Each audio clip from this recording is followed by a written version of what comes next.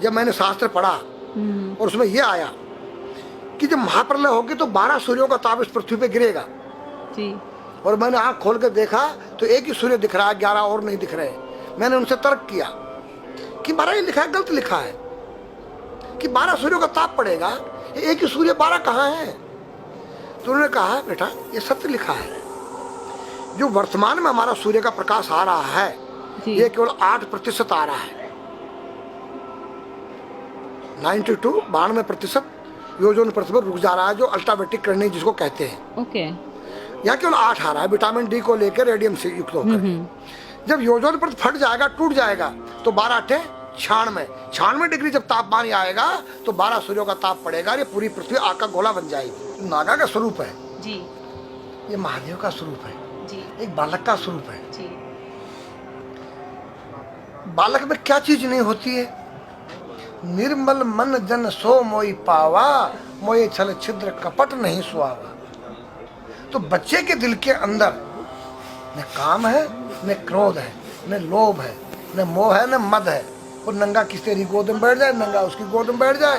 तो नागा का रूप एक बालक का स्वरूप होता है जिसके अंदर से विकार रहित हो जाए, उसका नाम नागा है, सन्यासी है, संन्यासमया, तीनों गुणों से रहित हो जाना। ये जो गांजा भांग है ये क्या करता है? तुम्हारी मनोशक्ति को जो है बुरे कामों से डरा देता है। या तो कोई यूज करके देखे। दारू जो है वो तुम्हारी मनोशक्ति को उत्तेजित करता है, पिछली बातों को याद दिलाता है। दूसरा तुम्हारी जो है भांग गांजा तुम्हारी काम वासना को जो है दबा देता है। तो नारी के नंगे स्वरूप को 5 व्यक्ति देख सकते हैं। मेरे पास एक डिश है और जो चुटिया होती है वो एंटीना है, जो तुम्हारे जो यहाँ से कुछ तरंगे बाहर को जाती हैं, कुछ अंदर को आती है। 5 कर्मेंद्री, 5 ज्ञानेंद्री, 10 उस रथ के घोड़े हैं और बुद्धि रूपी उसमें लगाम है और ज्ञान रूपी चाबुकर बोलने वाला इसमें स्वयं सारथी कृष्ण है। तो आज हमारी संस्कृति बदली गई। ये आज हमारे लड़के लोग खड़े होकर पेशाब कर रहे हैं।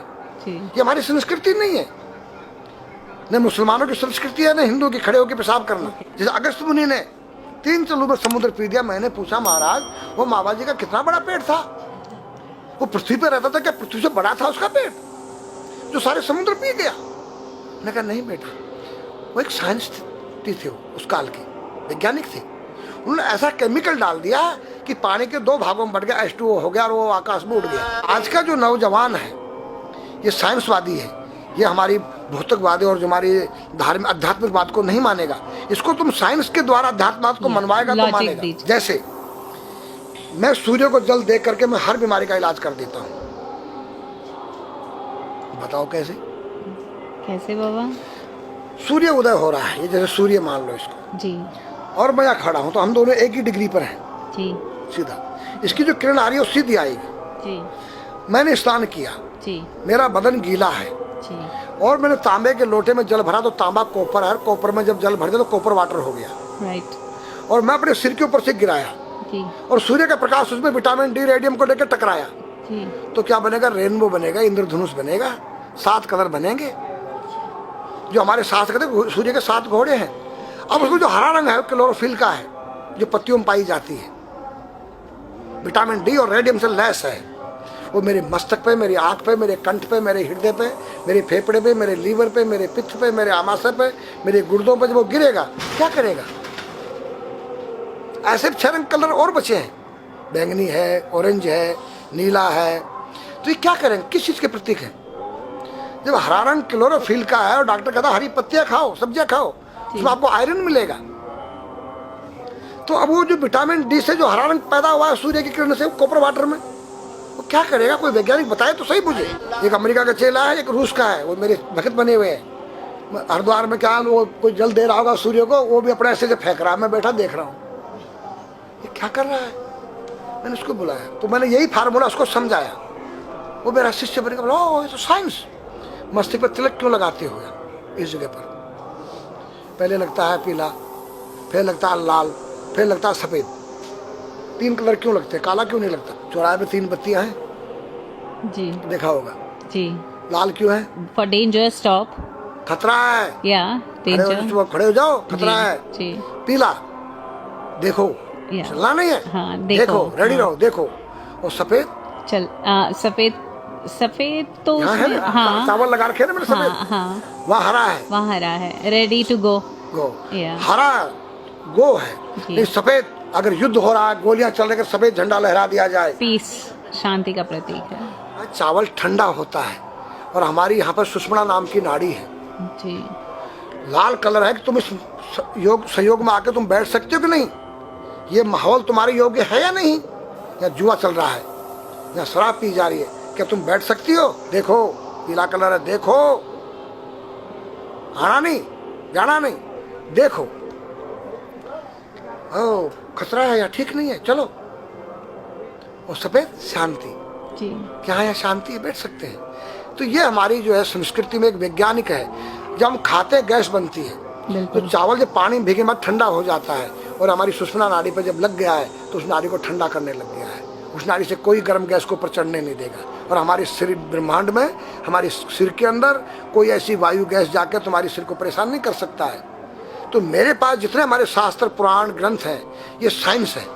मैं साइंस के द्वारा इन वैज्ञानिकों को समझा सकता हूँ और रगड़ा सकता हूँ। कहा जाता है कि नागा बाबा जो हैं वो कुंभ मेले के बाद विलुप्त हो जाते हैं, ऐसा कुछ है क्या? ऐसा नहीं है। जैसे हम गंगोत्री धाम हिमालय में रहते हैं, जी वहाँ मुझे हिमालय पसंद आया। जी क्यों?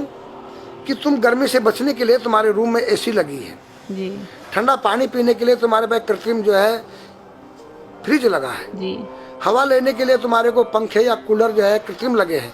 लेकिन भोलेनाथ बाबा ने मेरे लिए नेचुरल एसी लगा रखी है, और नेचुरल फ्रिज लगाया है, नेचुरल पंखे लगे हैं। जो मैंने सब कुछ त्याग दिया, छाती में तो मैं कुछ लेके नहीं जा सकता हूँ, चाहे मेरे पास अरबों खरबों रुपया हो, जी खाऊंगा मैं उतना ही जितनी मेरी पेट के अंदर भूख है। पढ़ना लिखना ये तो सहज चातुरी, काम धैन मन बस करन गगन चढ़न मुश्किल।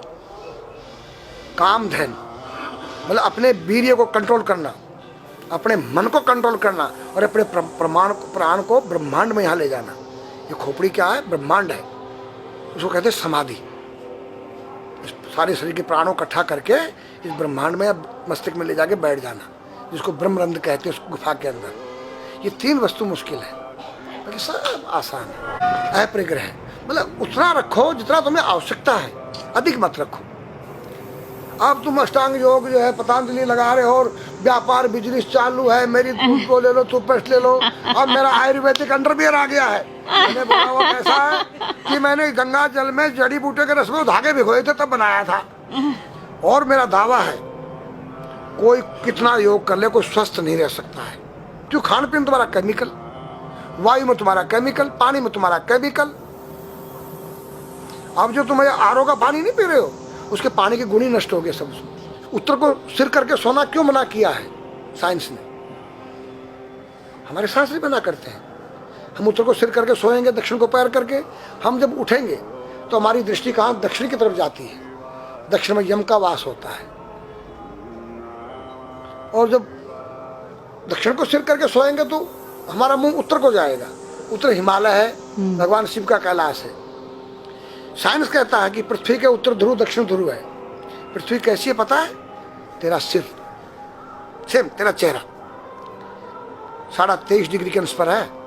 ये थोड़ी सी चुटिया नाप लेना अपनी प्रकार लेकर के, तुम भी नाप लेना, तुम भी नाप लेना, मैं भी नाप लूँ चाहे।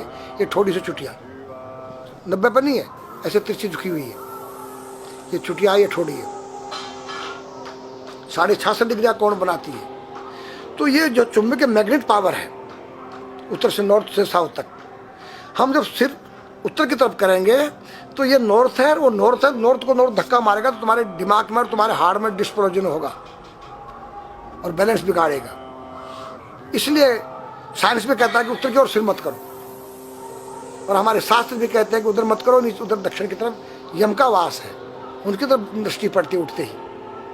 मतलब एक कहने का फर्क है, एक चीज़ एक ही है।